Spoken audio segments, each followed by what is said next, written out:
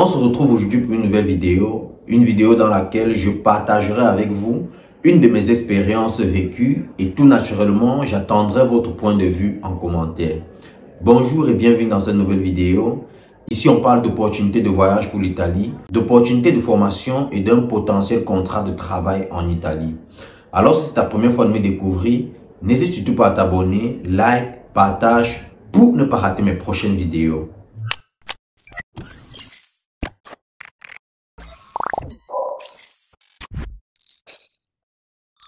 Comme je vous l'ai dit à l'introduction, dans cette vidéo, je partagerai avec vous l'une de mes expériences vécues durant cette année et j'attends de votre part votre point de vue en commentaire. Vous me dites ce que vous en pensez. Est-ce que j'ai bien agi? Est-ce que j'ai mal agi?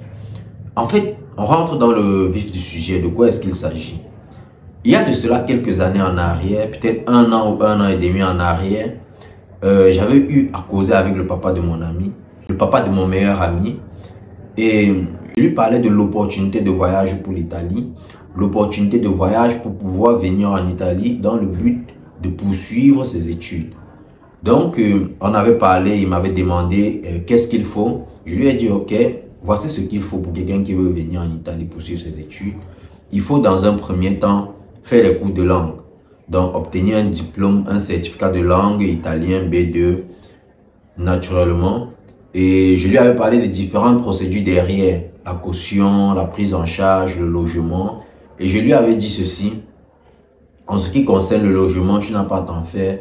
Moi-même, je pourrais faire le logement pour ton fils. Et c'était le petit frère de mon ami, parce que mon ami, il faut le dire, il est déjà ici, il est déjà en Europe. Et je lui avais dit, ok, si c'est pour le logement, ça au moins, je peux m'en occuper. Et nous sommes tombés d'accord là-dessus. Et il a fait les cours de langue, Heureusement, il a passé, il a eu son certificat et tout. Et il y a peut-être de cela 2 à 3 mois, non, il y a peut-être de cela 4 mois en arrière. Le papa m'appelle et il me dit, ok, le fils, il a eu son certificat. Avant même, si je ne me trompe pas, qu'il ne compose, il m'appelle, il me dit, ok, commence à chercher la personne qui fera la prise en charge et la personne qui fera la caution, le dépôt de caution.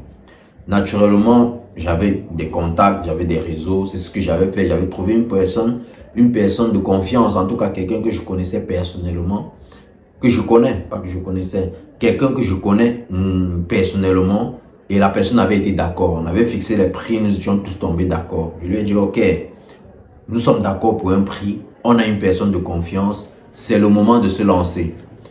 Le papa est tombé dans le silence, il n'a plus rien dit. Des mois ont passé, des mois sont passés. 1 mois, il n'a rien dit. 2 mois, il n'a rien dit. Moi, de mon côté, je me suis dit, ok, si le papa ne dit rien, peut-être il a trouvé quelqu'un de mieux. Et le monsieur aussi en question, derrière, il m'écrivait, mais c'est comment et tout. Moi, je lui ai dit, le papa ne dit rien. Et si le papa ne dit rien, moi, je peux rien te dire.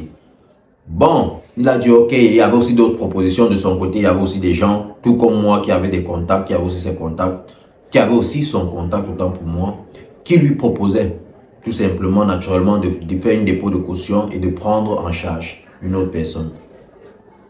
Vu que moi, j'étais silencieux, il a accepté quelqu'un d'autre.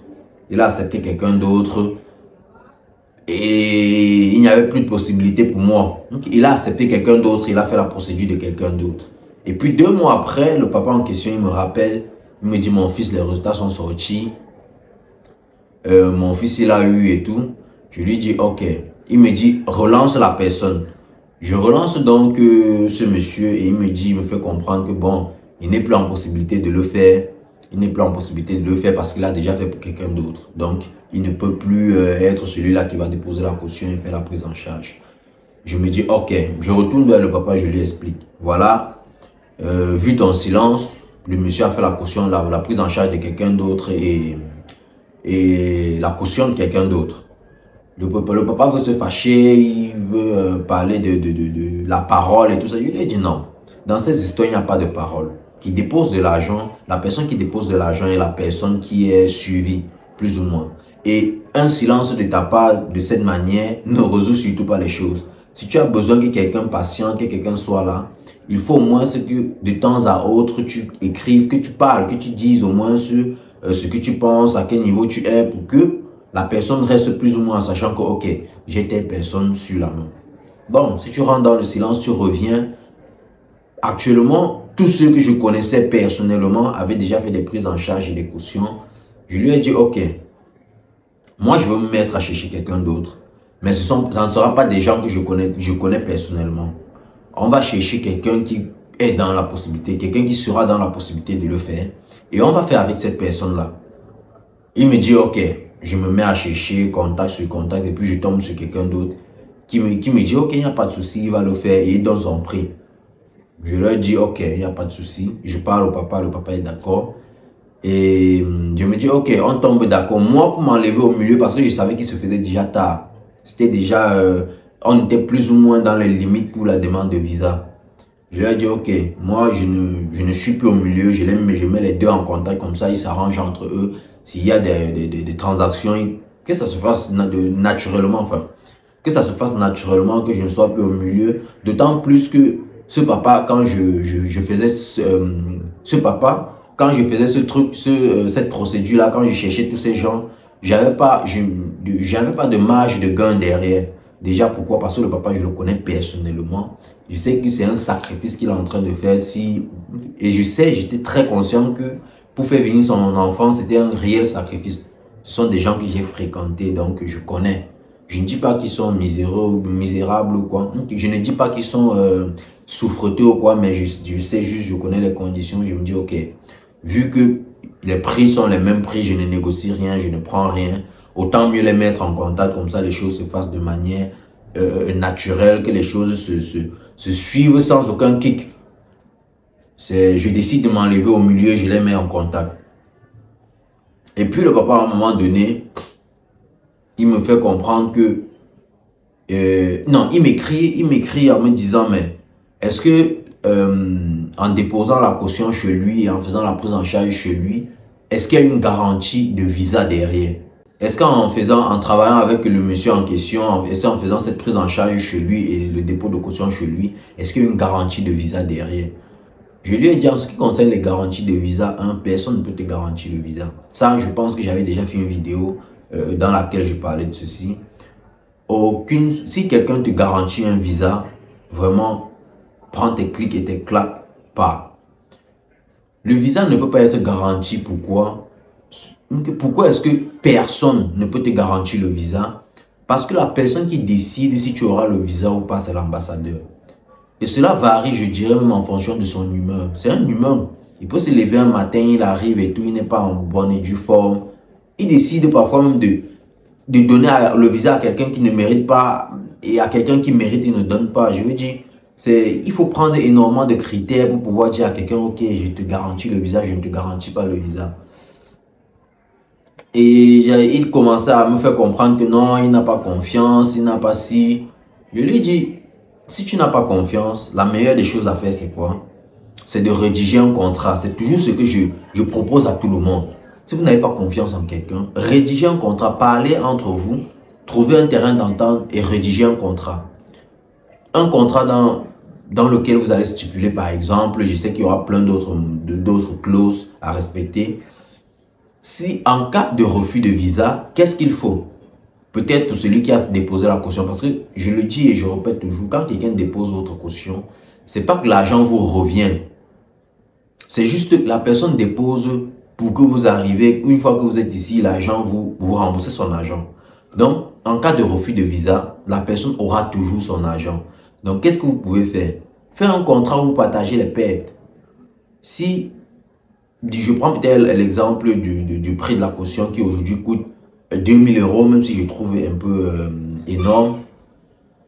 Vous faites un contrat dans lequel vous stipulez tout simplement, en cas de refus de visa, tu devras me rembourser, me restituer tel pourcentage sur le prix que j'ai déboursé pour faire l'achat de caution. Je ne sais pas si vous me comprenez. Il faudra restituer ce pourcentage-là. Et en cas de refus aussi sur la prise en charge. Une fois que le visa a été refusé, la prise en charge n'est pas effective. Dans la prise en charge, tout ça est annulé, tout ça, comme on dit, ça tombe dans l'eau. Qu'est-ce qu'il faut faire? Il faut aussi restituer peut-être un pourcentage pour que les pertes soient partagées. Si l'enfant ne vient, pour moi, les pertes sont partagées. Et quand je lui dis ça, il me dit non, il voudrait que ce soit moi et tout. Et je ne sais pas comment ils se sont parlé plus ou moins derrière. Et je me souviens juste, il m'appelle, il me dit, bon, il est tombé d'accord avec le gars en question. Le gars veut transférer les 7000 € de la caution dans mon compte. Et j'ouvre, je fais, puis j'aille dans ma banque, je fais la caution de l'enfant avec les 7000 € transférés dans mon compte et tout. Je prends le temps de l'écouter. Je prends le temps de l'écouter. Il me dit, après il me dit, ok, quand il va transférer dans mon compte les 7000 € dans mon compte, il va lui payer ses 2000 €. Je lui ai dit, déjà c'est non. C'est non, je ne le ferai pas. Vous allez peut-être me trouver dû, mais c'est ça, c'était ma décision, c'est non. Non, pourquoi? Éviter des problèmes inutiles. Ça, c'est accepter, c'est me retrouver au milieu d'une situation où s'il y a mésaccords, mésententes, s'il y a peut-être une plainte qui sera portée, que ce soit d'une part que de l'autre, je me retrouve au milieu d'un problème qui en réalité ne me concernait en rien. Je passe de celui-là qui a envie d'aider à celui-là qui va se retrouver dans des difficultés. Je ne sais pas si vous comprenez. Et de deux, je ne vois pas où les gens sont en train de faire leur business et moi, je me porte garant pour un truc où je ne gagne absolument rien. Je ne gagne strictement rien. En dehors du fait que ça va m'apporter des ennuis, je ne gagne rien, ça augmente mon ISE. Et quand ici, généralement, quand on parle d'ISE, et c'est ce que je lui expliquais, je lui disais ça augmente mon ISE, il me dit non, calcule ce que ça va te ramener, on te paye. On ne peut tout simplement pas payer. Pourquoi? Parce que il y a des choses ici qu'en fonction de ton ISE, tu demandes. Il y a des choses qu'en fonction de ton ISE, tu demandes.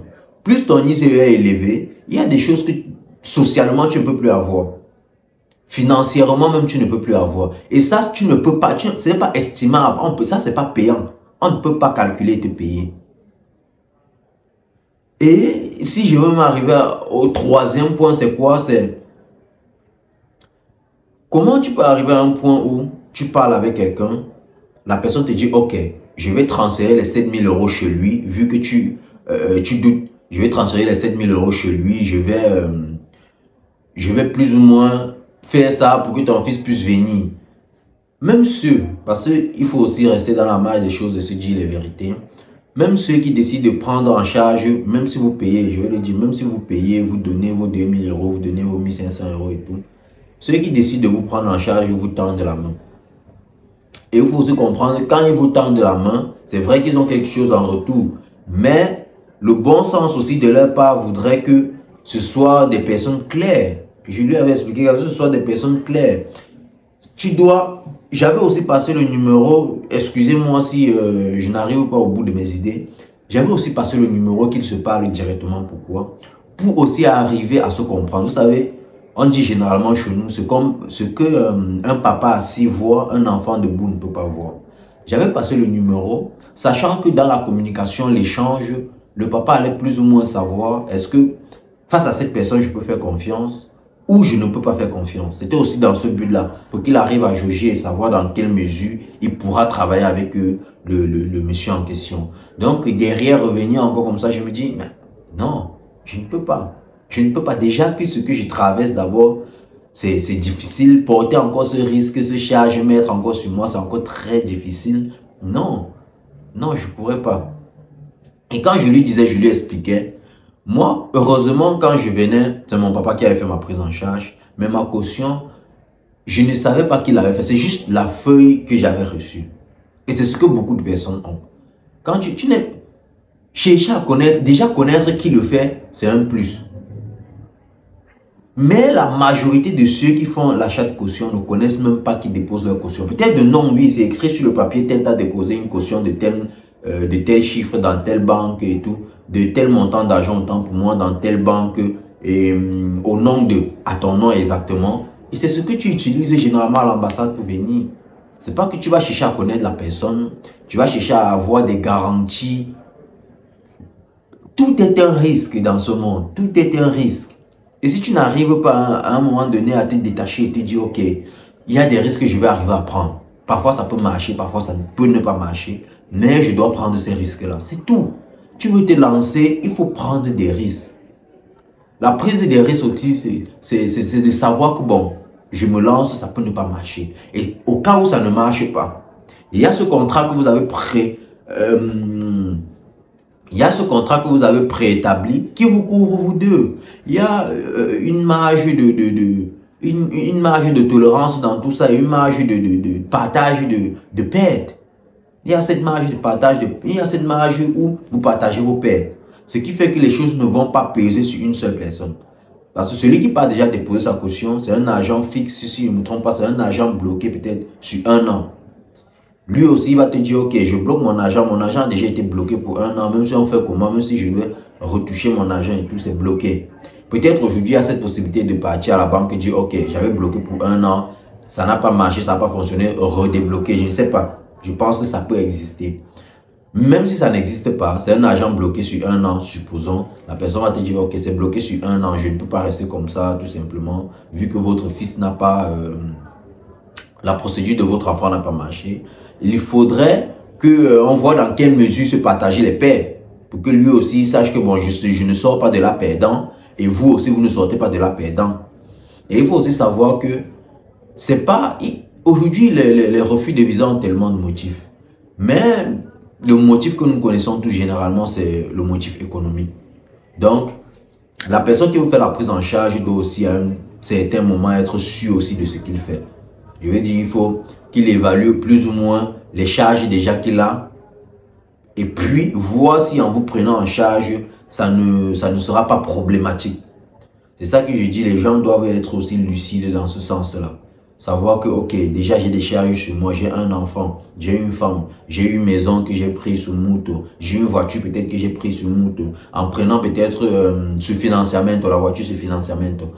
En te prenant en charge, est-ce que ça va te permettre, est-ce que mes documents vont te permettre d'obtenir ton visa? Il faut aussi que les gens soient dans cette critique-là, cette remise en question-là, qui, pour moi, est plus ou moins honnête. Être honnête avec soi-même en disant, ok, j'ai la possibilité de déposer ta caution, mais honnêtement, je ne peux pas te prendre en charge. C'est très, très important que les gens aussi soient dans cette vision-là. Très important. Et à la sortie de cette vidéo, ce que j'aimerais vous faire comprendre comme message, c'est quoi? C'est que quand vous décidez de voyager, tant que vos parents biologiques, vos parents n'ont pas cette capacité de tout faire par eux-mêmes, de vous prendre en charge, de déposer votre caution, gérer votre location, votre loyer et tout ça, sachez que vous sortez en tant que combattant. Et qui dit combattant dit celui-là qui doit être appelé à chaque fois à prendre des risques, à sortir de sa zone de confort. Et comme ça commence depuis le pays, c'est comme ça qu'ici aussi ça doit continuer. Tu dois être celui-là qui arrive, tu es éveillé, tu es spontané, tu fais des choses, tu sors, tu n'attends rien de personne. C'est très important. Et il y a aussi ceux qui arrivent, je profite de ceci pour passer ce message, qui vont arriver peut-être sous l'accueil ou le protectorat, si je peux me permettre de le dire, le protectorat de quelqu'un d'autre. Écoutez attentivement ce que la personne vous donne comme conseil. Généralement, ce que la personne vous donne comme conseil, ce sont des choses qui sera en mesure de vous fournir comme aide une fois que vous serez sur le territoire. Si vous venez peut-être, vous savez que bon, j'ai un tel qui va m'accueillir. La personne vous dit, ok, tu as besoin que je t'accueille et tout. Ok, la première des choses, c'est quoi? Pour que tu arrives dans telle ville, ça sera proche pour moi de venir te chercher. Rassure-toi qu'en achetant ton billet d'avion, tu vas arriver dans telle ville. Je ne sais pas si vous comprenez ce que j'ai envie de dire. En ce qui concerne l'université et les filières, il va très certainement vous conseiller une université qui ne sera pas très loin, peut-être très loin de chez lui. Sachant que, ok, même si c'est comment, même si vous avez des soucis de logement au début, vous pouvez rester chez lui. Ou encore mieux, il va vous conseiller une université, il va vous donner peut-être plusieurs villes, mais des villes dans lesquelles il sait que bon, j'ai mes personnes de confiance où je peux vous envoyer, même si c'est difficile. Et là, tenez toujours en compte ce qu'il dit avant de choisir l'école, avant de choisir la ville où vous partez, avant de choisir le lieu avant de choisir l'aéroport où vous allez arriver. C'est très important. C'est très important. Ne faites pas juste des choses, ne prenez pas seul vos décisions, ne faites pas des choses par derrière, ou du moins, ne vous focalisez pas sur un truc où des amis ont dit pour aller faire. Vous allez vous retrouver dans des difficultés tranquillement. Des difficultés que vous avez cherché, creusé vous-même. Et quand tu as un mauvais départ, c'est pas bon. Moi, j'ai toujours dit, tu peux avoir un mauvais départ et à la fin avoir une bonne arrivée. En fait, comme on dit, c'est l'arrivée qui compte. Mais Faites l'effort d'avoir un bon départ, de rester constant. De rester constant et régulier dans ce que vous faites. C'est très important pour votre réussite. Très, très important. Et comme j'ai dit, j'attends votre point de vue en commentaire. Est-ce que j'avais mal fait de refuser autant pour moi, ou j'avais bien fait, ou du moins si vous trouvez que j'étais un peu dur dans mes décisions. J'attends vos réponses en commentaire. Si vous avez aimé, n'hésitez pas à liker, partager. Abonnez-vous, c'est tellement gratuit. Et visons les 1000 abonnés. Nous y sommes presque. Plus que 49 personnes. C'est très important. Abonnez-vous. Et on se retrouve pour une prochaine vidéo. Ciao.